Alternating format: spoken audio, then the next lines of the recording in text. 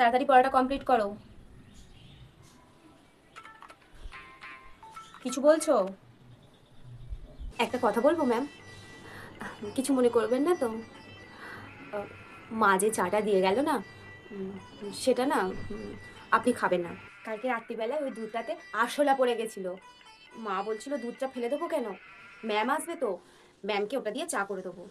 আমি ওই জন্যেই বললাম, আসলে আমি তো আপনাকে খুব ভালোবাসি, ওই জন্যে।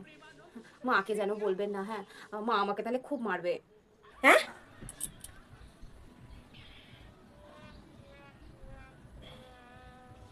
বলছি ম্যাম, আপনার স্টুডেন্ট ঠিকঠাক করে পড়ছে তো? বৌদি, এর পরের দিন থেকে না আমাকে আর চা দেবেন না।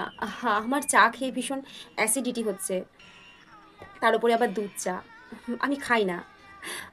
আমাকে দেবেন না, হ্যাঁ? আর কি না খাইয়ে দেবে কে জানে। নাও পড়ো। আচ্ছা, তাই হবে। কিছু সমস্যা হচ্ছে? মেয়েটাকে কিছু বলে দিল নাকি কে জানে। আচ্ছা, ঠিক আছে, কোনো অসুবিধা নেই।